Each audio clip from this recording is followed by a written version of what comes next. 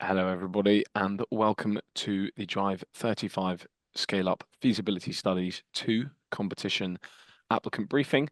My name is James Rayner, and I'm the competition manager here at Innovate UK, who is managing the Drive 35 competitions.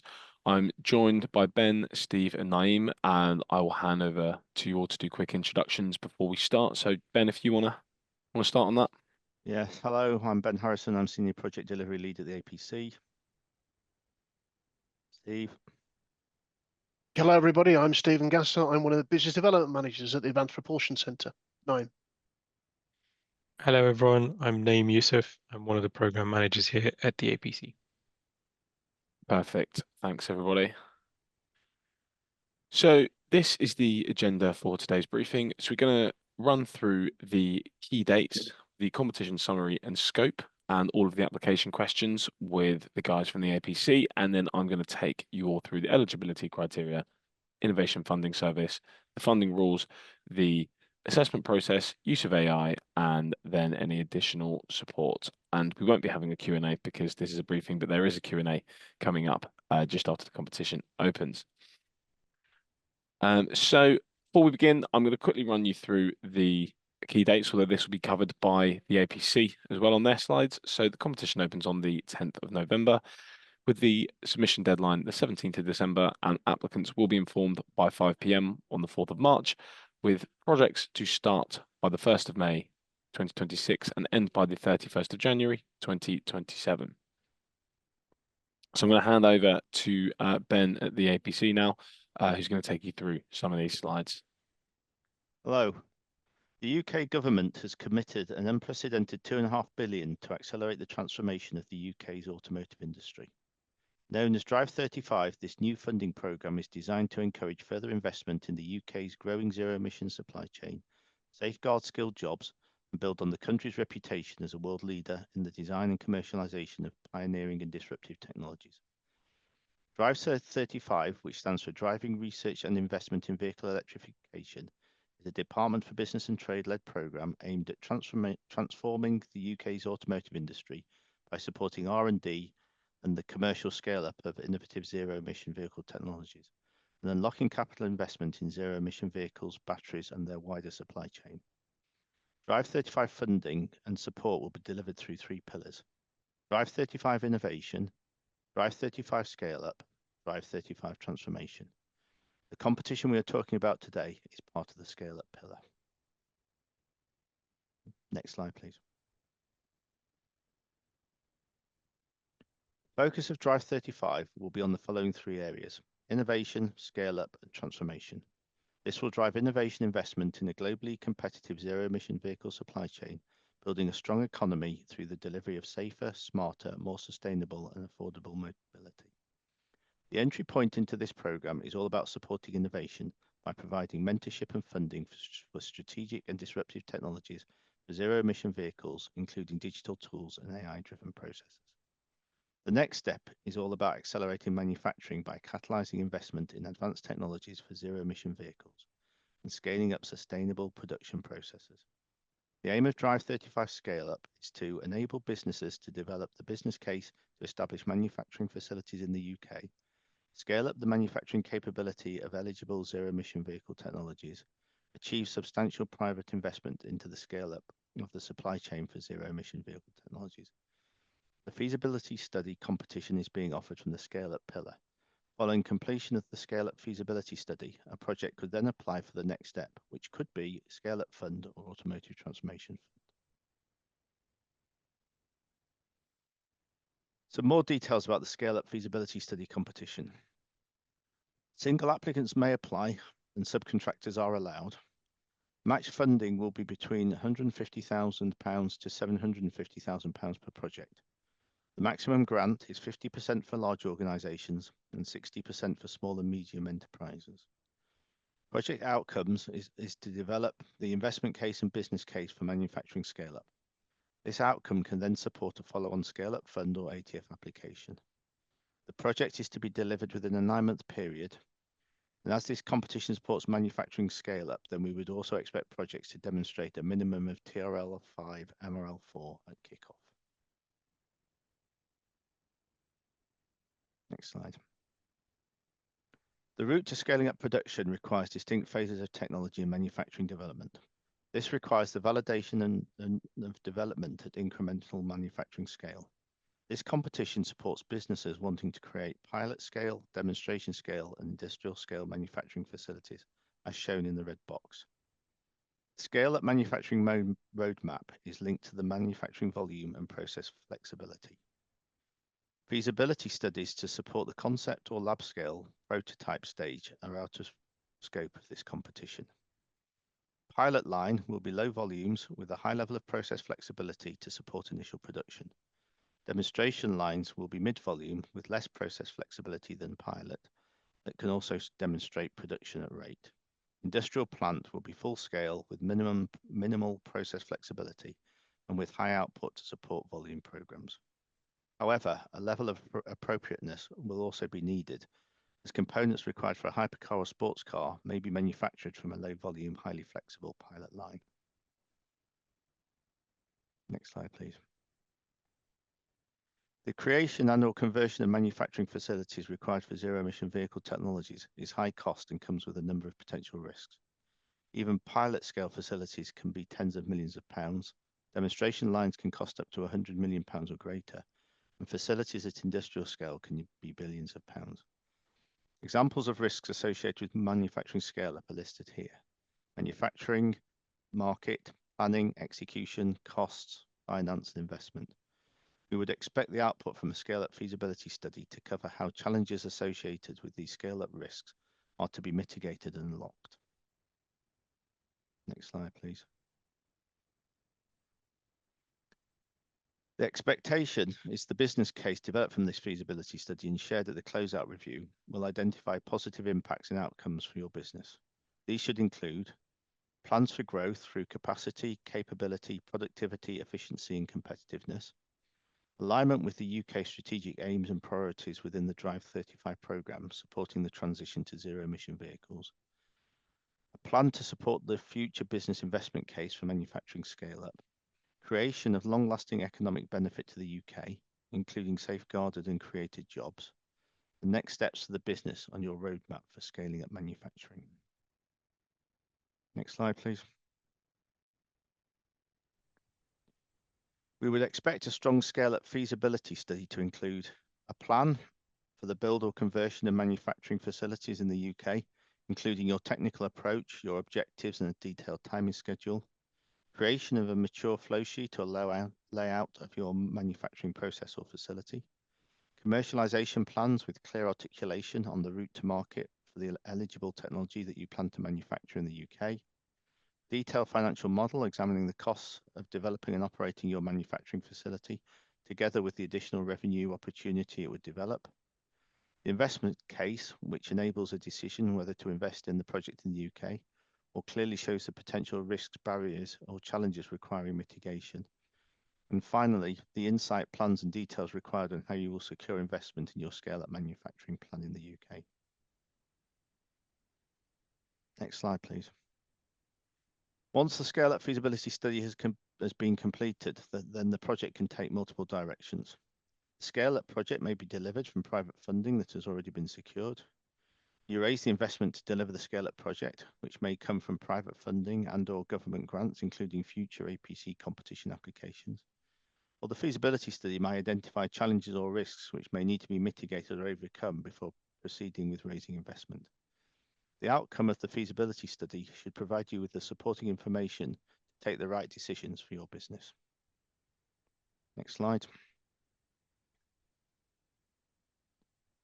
To be eligible for the scale-up feasibility study competition, then the project must meet the following requirements.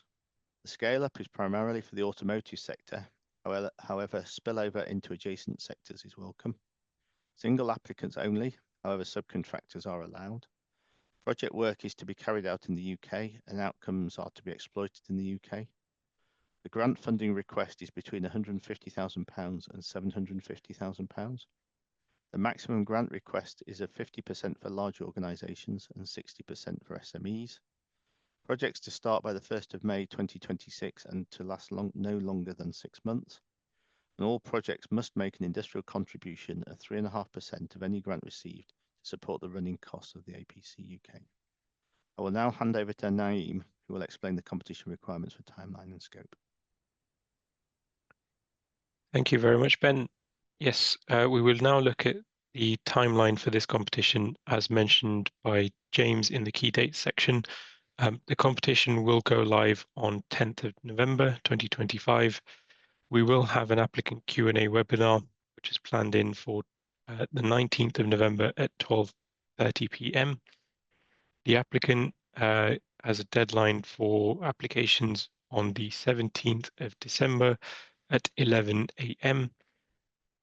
The notifications will be sent out to applicants on the 4th of March 2026.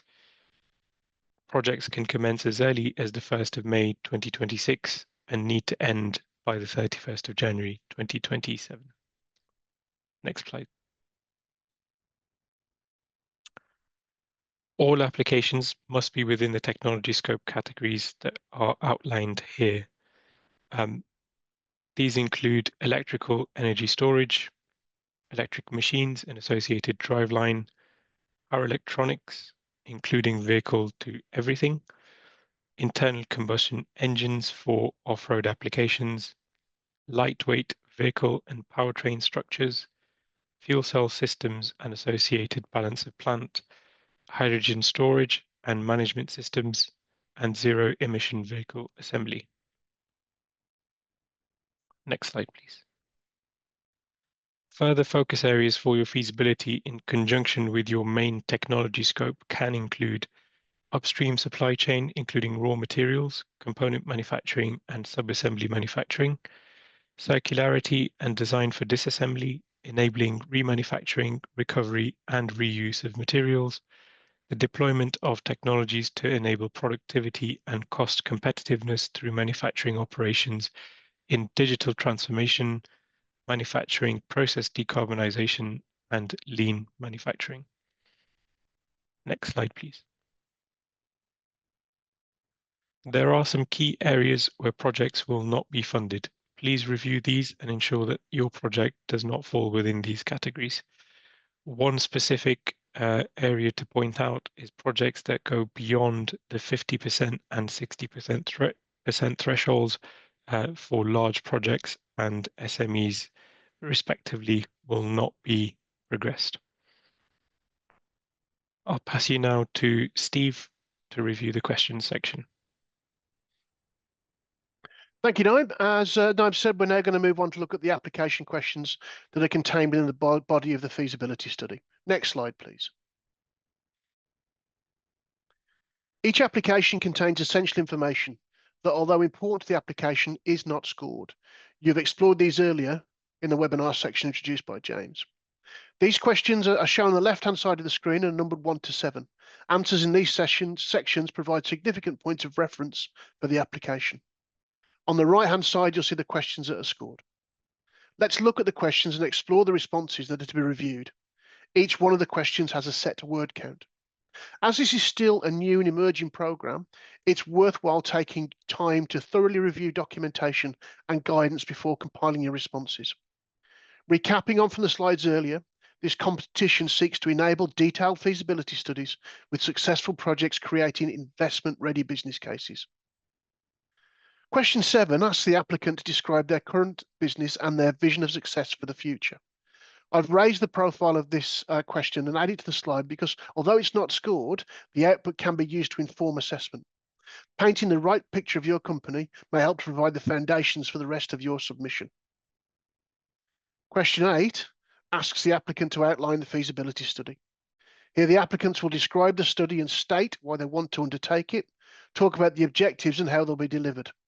Applicants should include the scope, the objectives, deliverables, and what success looks like, the plan, milestones, and timing that outline how they'll deliver the project. Details of the team and subcontractors highlighting experience, capability, and responsibilities are important inclusions. And finally, this question must show how the outcomes of the feasibility study will contribute to the realization of your strategy and commercialization plan. Next slide, please. Question 9 asks the applicant to outline the product or the process. The applicant is going to use this section to describe what they intend to take to market, showing how it solves a customer problem and how it supports a transition to zero-emission vehicle manufacturing. This section also allows them to submit one appendix, and once again, please refer to the guidance notes for more detail. The response should describe the problem the application solves, and you as the applicant should tell us why this is a compelling solution and how it's ready for the stage of capital investment. Applicants are asked to include a description of their product or process innovation and how it functions, details of the problem and how this product or process solves it, the value proposition offered by the product or process, the unit economics of the product or process, including target production costs, and how the product or process supports a transition to zero-emission vehicles manufacturing in the UK and enables the environmental benefits to be unlocked. And finally, the maturity of development of the product or process, including automotive TRL and MRL, with a justification of these. In addition to the pack, question 10 asks the applicant about the research and development activities undertaken. This is a good opportunity for the applicant to explain what R&D has already been completed and highlight what other activities might be needed to make the product ready for commercial sale. The bullet point listed in the slide will provide an area of the key information being requested as part of this activity. Next slide, please. We now move on to ask the applicants to talk about the market for their chosen product or process. In question 11, you have the opportunity to outline the market, the competition, and highlight why the time is right to undertake this feasibility study. Usefully, this section allows them to submit additional documentation in an appendix. And here you can include letters of intent, details of any MOUs, or joint development agreements. Again, please have a good look at the guidance notes for more information. In this section, you can include a description of the supply chain into which the product will fit and the place within it, a clear identification of the size of the market and the product over the next 10 years, a description of the customer segments, clearly identifying the segments that are intended to be entered. You can also include a description of the level of engagement and traction you'll have with the market, the competition, telling us why you're going to be successful in the segments and how you're going to achieve your market potential. And finally, including an explanation of why now is the right time for this feasibility study. From the market, we go on to outline the commercialisation plan being delivered by the applicants in question 12. Applicants have been asked to include the proposed business model, the timeline of steps they'll take to bring the product or process to market, the impact it will have on the organisation, the scale of the investment, and the risks or unknowns that could stop them delivering the plan. Next slide, please. Question 13 asks them to talk about the commercialisation team. The applicant will need to demonstrate that you've got the right team in place to take the results of the study to commercial success. You should outline the team that will lead the outputs of the project, including the roles, responsibilities, experience, and capabilities of the team members. Applicants will be asked to include descriptions of the leadership team members that will take the results of the feasibility study to a commercial success. For the pilot scale projects, your strategy, commercial and technical leadership. And for larger scale projects, your strategy, finance, commercial, technical and operational leadership skills. It's also important to note any capability gaps that this team will be needed to fill. We're now running into the final set of questions that bring the submission together in terms of finance, impact and costs. Question 14 gives you the chance to show how you'll take the project from the study stage through to build or conversion. Here, applications will need to show how you as clients will finance the outcomes of the study. Applicants have been asked to include the current understanding of the financial package so they expect to be delivered the outcomes of the feasibility study, the possible sources of the finance, the position of the business in readiness for successfully gaining the finance, and the essential questions, data or validation that's got to be provided to achieve the investment and how this feasibility study will enable you to find the answers to these. Next slide, please. We then flow into question 15 and the impact of the study. When considering the impact, applicants have been asked to think about the benefits, the wider benefits to business, UK customers and suppliers, and of course, wider UK industry. We'll be asking you to look at the environmental benefits that will be realised as you take the product or process to market, the UK investment that you aim to unlock with the study, the UK growth and annual commercial revenue that you aim to achieve, and the safeguarding and/or growth of UK jobs that will be realised. And finally, the UK economic benefits to UK customers and suppliers and wider UK industry, and please include any positive impact on the UK in terms of the supply of critical materials. And then finally, we'll look at question 16 and the issue of cost.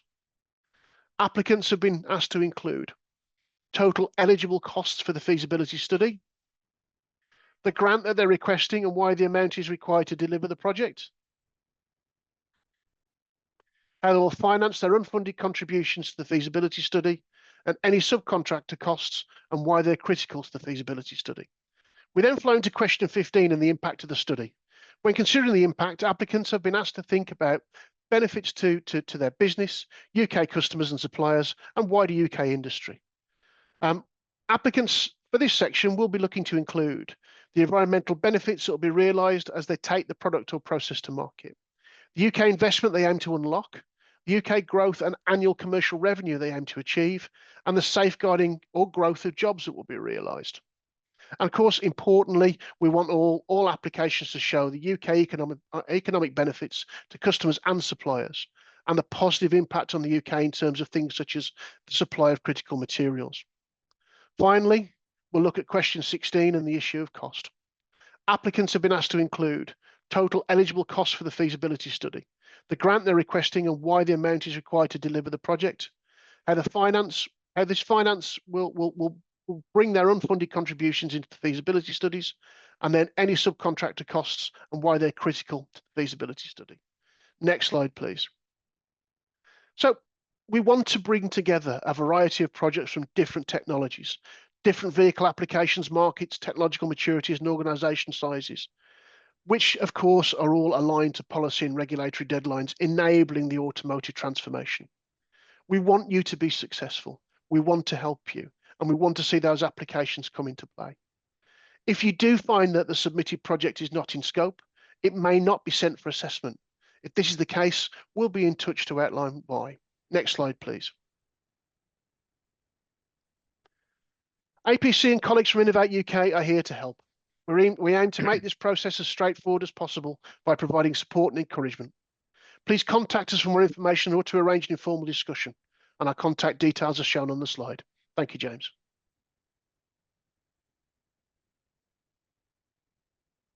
Yes, your project must have a grant funding request of between £150,000 and £750,000, last up to 9 months. It must start by the 1st of May 2026 and end by the 31st of January 2027. And your project must have a maximum of 50% grant funding for a large organisation and 60% for an SME. So as an example, if you are applying as a large organisation and asking for £300,000 in grant, your total eligible project cost must be a minimum of £600,000. Whereas if you're an SME and asking for £300,000 in grant, your total eligible project cost must be a minimum of £500,000. Okay, I haven't muted. We've got that all right. That's all good. So I'll move on to talking about the lead organisation. So obviously this is a single applicant competition. We're not accepting consortia, and to work alone and apply to this competition, your organisation must be a UK registered business of any size. And more information on the different types of organisation can be found in our funding rules, and all of the links that are on these slides as well, including that one, will be available as these slides will be uploaded to the innovation funding system alongside this recording. So I'm going to talk about subcontractors now. So in this competition, subcontractors are allowed, and they can be from anywhere in the UK, and you must select them through your usual procurement process. You can use subcontractors from overseas, but you must make the case in your application as to why you cannot use subcontractors from the UK. You must provide a detailed rationale, evidence of why the potential UK contractors you approached and the reasons why they were unable to work with you. We will not accept a cheaper cost as a sufficient reason to use an overseas subcontractor. All subcontractor costs must also be justified and appropriate to the total eligible project costs. Now, in terms of the number of applications, there are no restrictions on the number of applications that an eligible organisation can lead on. Successful applicants will be asked to confirm that they have the capacity to run multiple projects simultaneously. Maximum subsidy amount which can be awarded per individual enterprise under this route is £3 million. Cumulation rules will apply if you have received funding from any public authority which meets all of the following conditions. So this means for the same project or activities as defined in this project, for the same or substantially the same specific purpose, and within the last 3 financial years, which means the last 2 complete financial years running from April to the 31st of March and the lapsed part of the current financial year. Now, if this does apply, it may affect the amount of subsidy that you can be awarded for this project. So this competition does allow you to submit a previously submitted application, and I will quickly run through what we at Innovate UK defined as a previously submitted application. Now, a previously submitted application is an application that Innovate UK judges as not materially different from one that you have submitted before, but it can be updated based on the assessor's feedback. And if you have previously submitted an application that reached our assessment stage, you can reapply once more with the same proposal. What we define as not a previously submitted application is a brand new application, project, or idea that you have not previously submitted into an Innovate UK competition, or a previously submitted or ineligible application which has been updated based on assessor feedback and is materially different from the application submitted before and that fits in with the scope of this competition. Just going to have a little look now at the Innovation Funding Service, which is IFS.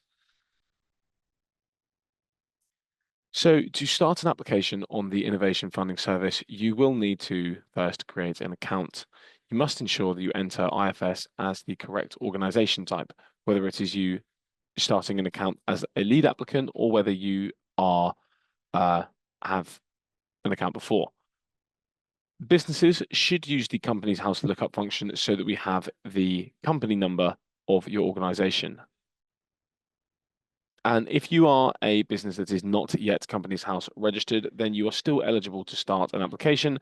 But if successful, you must register with Companies House and provide us with your registration number before your grant offer letter can be issued. Failure to register could result in an offer of funding being withdrawn. This is because to be eligible as a UK registered business, you must have a Companies House registration number. Other organisations will need to enter information manually if applicable. Now, subject to certain criteria, UK applicants are legally required to tell the government about acquisitions of certain entities in 17 sensitive areas of the economy, which are called notifiable acquisitions.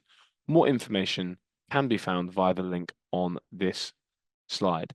And if you are uncertain about whether an acquisition is notifiable, you may contact the government on investment.screening@cabinetoffice.gov.uk to seek a view or get legal advice from your own sources. You'll also need to let Innovate UK know if the strategic export controls apply to the information on your application so that we can ensure that we do not share this with any of our assessors that are based outside of the UK. You should also consider if you will need a license to work with international partners or contractors during or after this project. If you do need a license to export information outside the UK, then you should be mindful of what you share with international partners or contractors, and the link on this slide will give more information. Now, there are 2 new unscored questions that we've implemented for all competitions, and that's also applied to this competition. So in the first additional unscored question, which is question 4 on international collaboration, you are asked whether your work involves any international collaboration or engagement. If yes, you must provide details of any expected international collaboration or engagement. You must include a list of the names and countries that any international project participants or subcontractors or service providers are based in. And if your project work does not involve international collaboration or engagement, you must just answer this question to confirm that. The second new unscored question, as shown here on this slide, asks you to explain if your proposed project work relates to UKRI's trusted research and innovation principles as per the bullets on the slide. As with all of our briefings, we will be uploading the slides shared today to IFS, so then you'll have the opportunity to review all of this criteria around export controls via all the links on the slide. And as per the previous slide, please remember, if you're uncertain about whether an acquisition is notifiable, remember to contact the government on investment.screening@cabinetoffice.gov.uk. Now, these are the categories that you will be asked to split out your project costs into in the finance section of the application. The application finances video will provide further instructions on how to complete each of these sections, including how academics include their finances. There is also guidance within each category on IFS. Now, in your project finances, there are 4 categories, and each organization within an application must complete their own finance information. So these categories are your project costs, which is where you add in your costs by category, your project location, which is where you enter the postcode for where most of the project work will take place, your organization, which is where you add in the details of your organization, including size, turnover, and number of employees as is applicable. The size that a business declares here as well, along with any research category, if applicable, is what IFS will use to calculate your funding level. And finally, the Your Funding section, which is where you must indicate if you are requesting grant funding with a yes or no, and declare any funding that you have received previously for the exact same project activities, as you cannot receive public funding for the same activities twice, which is that point that I touched on in a previous slide. So you have to check that your finances are complete and correct, and your total costs and funding request must be in accordance with the competition's eligibility criteria, and be careful to note the difference between the cost of your project and the amount of grants that you are requesting. Before you can submit your application, you will have to agree to the terms and conditions, and IFS will not let you submit your application if this is outstanding. We do want to stress how important it is for you to submit your application as early as possible. Customer support can help resolve any issues that you have when submitting, but only if they are contacted in good time before the deadline. Now, you do carry the responsibility to ensure that all assigned sections have been completed and your T's and C's have been accepted. And if this has not been done by the deadline and there is no technical reason, such as an issue with IFS, we will not be able to submit your application. Now, this chart shows some of our recent competitions, and the red bar denotes all submissions in the last 3 hours before closing. And as I said, we don't allow extensions, and you have to submit before the deadline. So if you leave it too late and then experience technical issues, we may not be able to help you in time and you won't be able to submit. So please do not leave it too late. Now, when preparing your application, it's important that I share with you some things that you should consider if you're planning to use AI to support you. Innovate UK does not endorse nor oppose the use of AI technology. However, we are seeing an increase in the use of AI in applications. It is necessary that you do your own research as to whether this is the right tool for you and consider the pros and cons of using this technology. If you do use it, Innovate UK does not accept any responsibility for any impact on your idea. Whilst AI offers many benefits, it's important that you are aware that you are potentially sharing your idea with the world.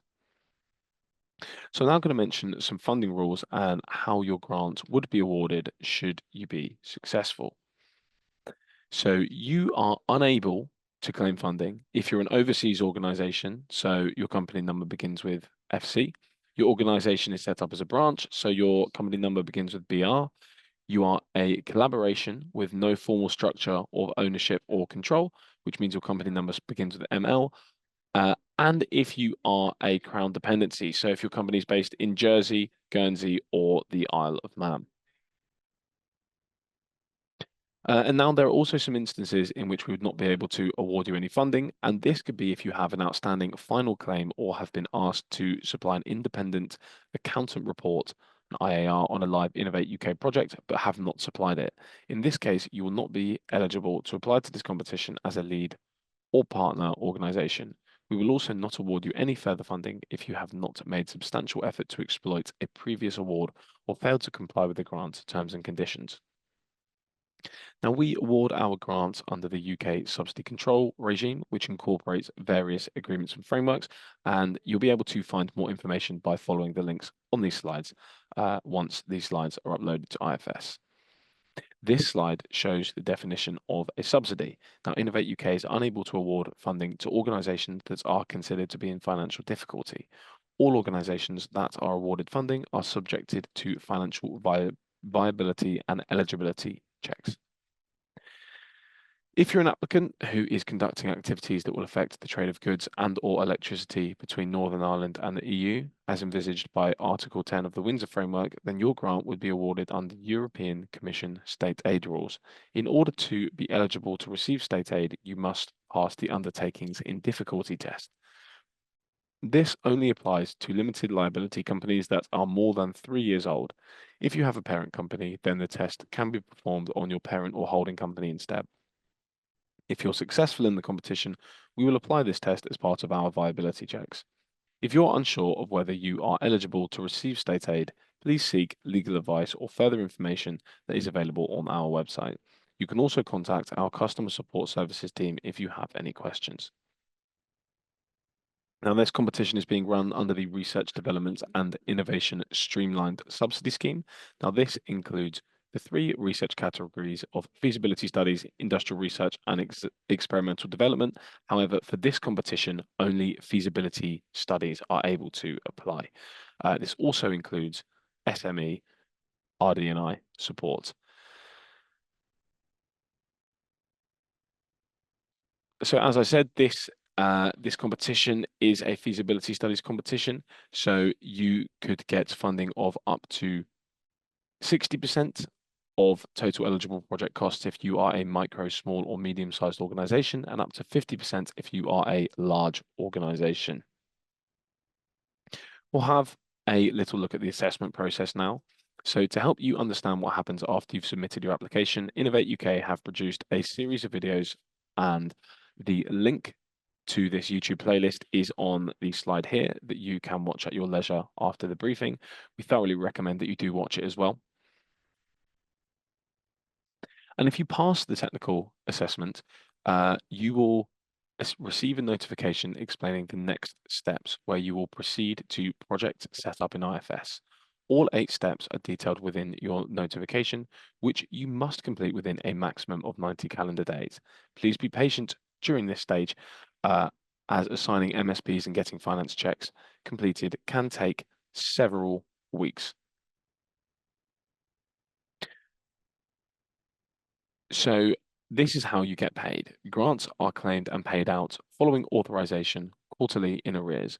Organizations being funded at less than 100% will need to provide evidence that they will have funding available to meet their share of costs.